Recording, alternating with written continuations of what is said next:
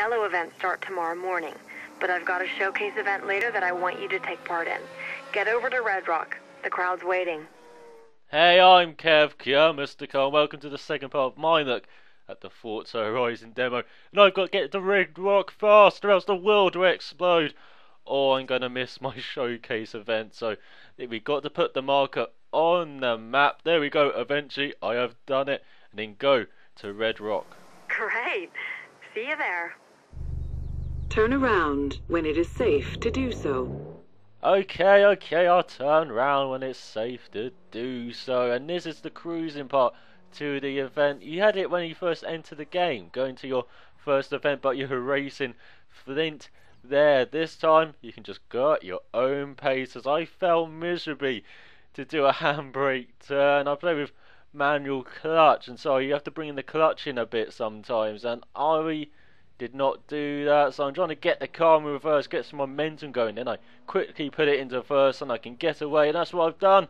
Yes, we're cruising just over a mile to the event, so it's not going to be a long cruise, but you can enjoy the scenery that Playground Games and Turn 10 have created of Colorado, and I have to say it's very nice landscape indeed. You get some great roads to drive on, of course. You got the different types of terrain, the tarmac, the gravel, the off-road as well, and you can't go anywhere. As you can see, there's barriers, as I fell miserably to listen to my GPS to turn left. Always listen to your GPS, even if you see it's making you go into a pond. It's probably doing the right thing. It's probably a rubbish car you're driving, so listen to your GPS. And as I try and get the car again into first and get going, as I was saying, the terrain, you can't go everywhere. There are barriers, as you can see, preventing you from that, but a couple of them, they have some hidden spots, like have upgrade signs there, which help create upgrades for your car. As I get my drift on, finally getting that right there through that turn, and we're going, there's the event, there's the showcase event. I thought I'd just try and test the people, see if they get scared or not. So I ran into the barrier. No, they're not phased at all. They're too busy partying with their smoke and their lights. And I thought I'd do some victory donuts, premature victory donuts, as I haven't done the event. But I thought I'd celebrate anyway. Just making the event was quite an achievement, I think, with my driving. Showcase events are all about entertaining the crowds. But if you need an extra incentive, the sponsor will throw in the car if you win.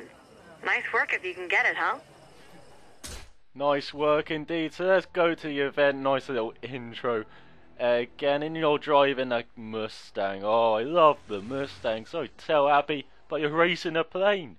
You and the pilot have to pass through the checkpoints in order and then race to the finish line.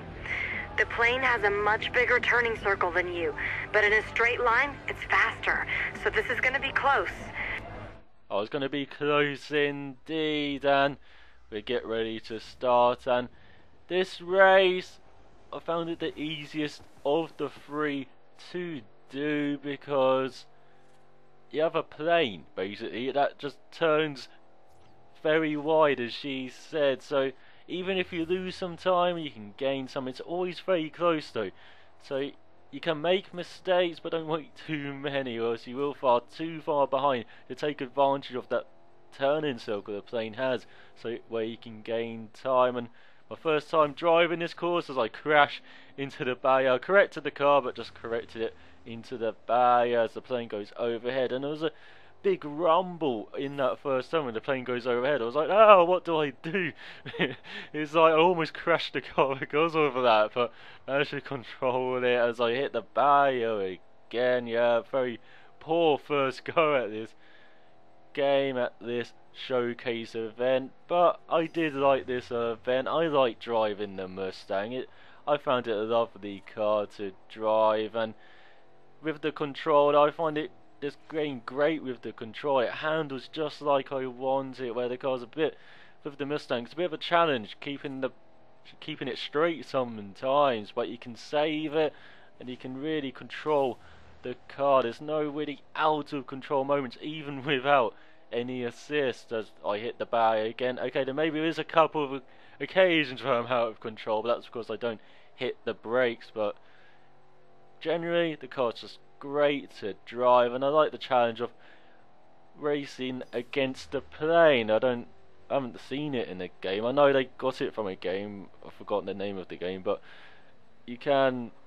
Well, it's just interesting challenge, I think, as we go into kind of a tricky corners now. They're a bit tighter, and then you really have to. You can drift. It's nice to drift around these corners, I can tell you, but you have to really be careful with the braking, or else you hit the barrier like that.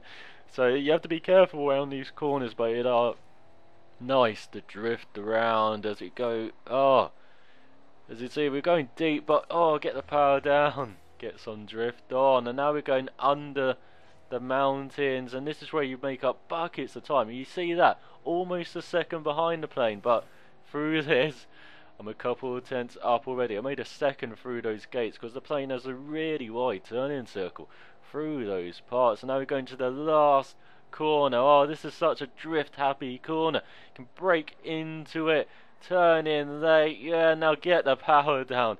And look at that drift, oh, it's so lovely.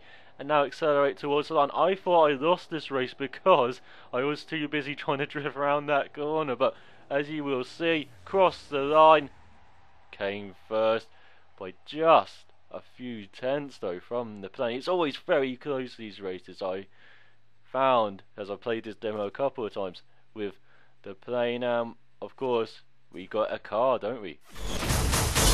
Nice work. You're officially faster than a plane. Can't say that about everybody, right? I knew it. You just bagged a sweet new ride, and now you know why showcase events are invite only. Everyone wants to get their hands on one of those. Oh yes, the Ford Mustang is mine, and after every event you have to take on a rival, or you can decline, but I like taking on the rivals.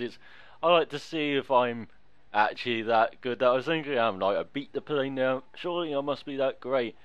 So I'm going to test myself against someone, and just checking the difficulty is fine before I start this event. And I didn't get a bad start, but I got too much wheel spin, as you're about to see. The car just slightly moves to the right, almost into the wall, as I tried to correct it. So I lost a bit of time to the rival, and I have to say this was a very close rival challenge. We were neck and neck for the whole of this lap, where I've been through it once and I'm still learning parts of this track, making sure I remember them. This time I do remember to brake for this corner, so I take it very nicely, a bit slower than you probably should, but I made it through. That's the main thing. And I do like this rival challenge immediately after you play the AI. As I was saying, you think you're quite good, you think, oh, I've beaten the AI, must be that good, and then you play a rival and you can really test if you are as good as you think you are, and you can check your times, and it's the immediateness of finding out if you are that good that I really do like about this game. And I have to say, it's part of the gameplay I really do like about the interaction with your friends or people online, like rivals. That's